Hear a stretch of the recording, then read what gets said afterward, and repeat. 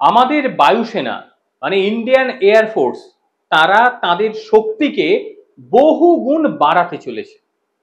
নমস্কার, এনটিভি ডাব্লিউবিতে আপনাদের সবাইকে স্বাগত জানাচ্ছি। আর ইন্ডিয়ার বায়ুসেনারা মানে ইন্ডিয়ান এয়ার ফোর্সটা ঠিক কিভাবে তাদের শক্তিকে বৃদ্ধি করছে এটা নিয়েই আজকে আলোচনা করব। ইন্ডিয়ান এয়ার ফোর্স তারা এবার তাদের যে রাফালের সম্ভার সেটা আরো বাড়াতে চলেছে।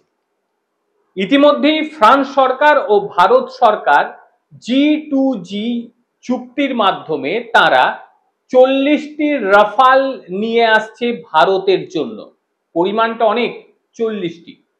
এই পরিকল্পনা এমন সময় নেওয়া হচ্ছে যখন ভারতীয় নৌবাহিনীও তাদের শক্তি বৃদ্ধির জন্য 26টি রাফাল এম যুদ্ধ বিমান কেনার জন্য প্রস্তুতি নিয়ে ফেলেছে। একদিকে বায়ুসেনা এবং অন্যদিকে নেভি নৌবাহিনী তারাও কিনছে এতগুলি রাফাল। ভারতের সামরিক শক্তি বৃদ্ধির জন্য এই চুক্তি অত্যন্ত কার্যকর হবে বলেই মনে করা হচ্ছে। ইন্ডিয়ান এয়ার ফোর্সকে শক্তি করার পরিকল্পনা ইতিমধ্যেই নেওয়া হয়েছে, কারণ বায়ু প্রতিরক্ষা ব্যবস্থা এই মুহূর্তে অত্যন্ত গুরুত্বপূর্ণ। পৃথিবীর যে কটি দেশ উঁচুতে অবস্থান করে মানে সামরিক শক্তির দিক থেকে তাদের বায়ু শক্তি একেবারে অপ্রতিরোধ্য রয়েছে, সেটা আমেরিকাই হোক, রাশিয়াই হোক কিংবা চীন।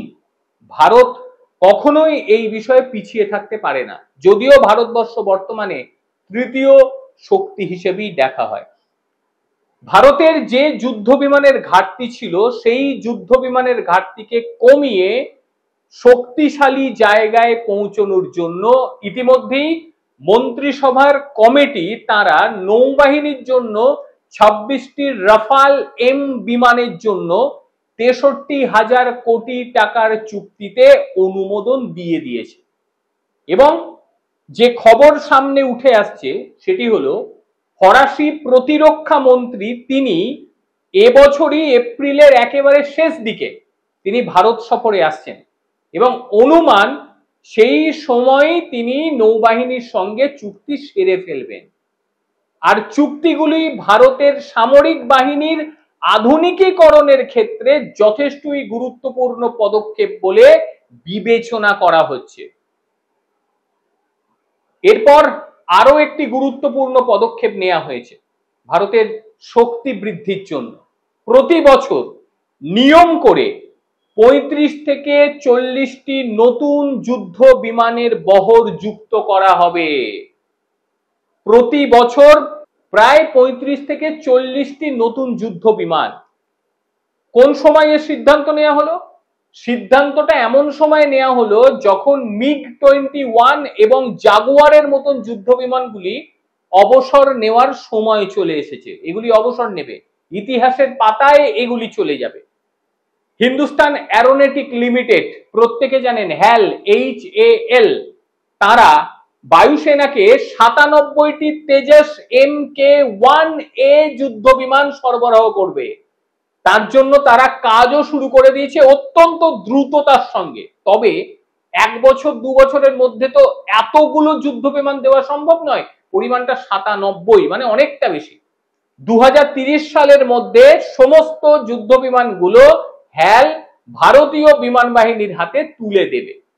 এবং গুরুত্বপূর্ণ বিষয়, HAL এর তৈরি এই যে Mk-1A যুদ্ধ বিমান তেজস, এগুলিতে বাইরের ইঞ্জিন যে সবকটাতেই লাগবে তা কিন্তু নয়, কারণ কাবেরী ইঞ্জিন তার পরীক্ষার একেবারে শেষ পর্যায়ে রয়েছে। আর মাত্র কয়েক মাস, বছরে নয় মাসের মধ্যে সুখবর আসছে, কাবেরী ইঞ্জিন যুদ্ধ বিমানের জন্য একেবারে পর্যাপ্ত শক্তি সে নির্গত করতে পারছে। এই খবর এলো বলে আর বেশি দেরি নেই। তখন কিন্তু তেজসের মতন বিমানগুলোতেও আমরা কাবেরী ইঞ্জিনকে ব্যবহার করতে পারবো, বাইরে থেকে ইঞ্জিন আনার দরকার নেই।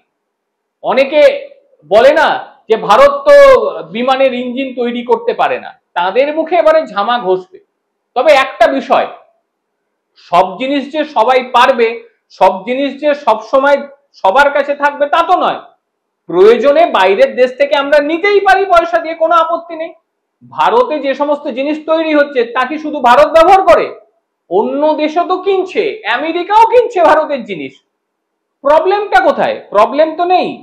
যদি আমাদের উপযুক্ত জিনিস অন্য কোনো দেশের কাছে থাকে সেই ক্ষেত্রে আমরা নিতেই পারি।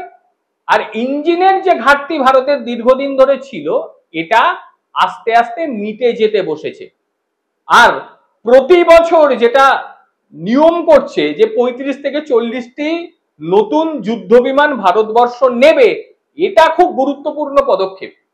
ভারত এরপরে দ্বিতীয় শক্তিতে উঠতে চলেছে। এখানে তো থেমে থাকার কোনো জায়গা নেই যে চুপচাপ থেমে থাকবো ভাই, এটা তো করা যাবে না। প্রতিরক্ষা খাতে শক্তি বৃদ্ধির জন্য এগুলি ভীষণভাবে প্রয়োজন। কারণ যেভাবে আশেপাশের দেশ মাথাচাড়া দিচ্ছে, যদিও ওই আশেপাশের দেশ বলতে চুনোপটি দেশগুলোকেই বোঝায়, যেগুলি ভারতের ধর্তব্যের মধ্যেও আসে না। এরা একটু চিৎকার চেঁচামেচি করে, মানে রাস্তা দিয়ে যদি হাতি যায় দেখবেন আশেপাশে কুকুরগুলো চিৎকার করে, তা বলে হাতি তাদের পেছনে তাড়া করে তা তো নয়। অনেক সময় হাতির কানে আওয়াজও পৌঁছয় না, অনেক উঁচু। ঠিক একইভাবে ভারতবর্ষের কানেও হয়তো আওয়াজ পৌঁছয় না। তবে চীনকে টেক্কা দেওয়ার জন্য বা অন্যান্য দেশগুলোকে টেক্কা দেওয়ার জন্য খুব দরকার। তবে কখনোই এ কথা বলবো না যে আমাদের মানে প্রতিপক্ষ আমেরিকা হতে পারে, চীন হতে পারে, কিন্তু কখনোই রাশিয়া নয়। কারণ রাশিয়া আমাদের বন্ধু দেশ। আমাদের উন্নতি হলে রাশিয়ার গায়ে জ্বালা ধরবে না, আর রাশিয়ার উন্নতি হলে আমাদেরও গায়ে জ্বালা ধরবে না। কারণ আমরা জানি যে তারা যদি উন্নতি করে তার ছিটে ফোঁটা আমরাও পাবো, তারাও সেটা জানে যে ভারত যদি উন্নতি করে তার ছিটে ফোঁটা তারাও পাবে।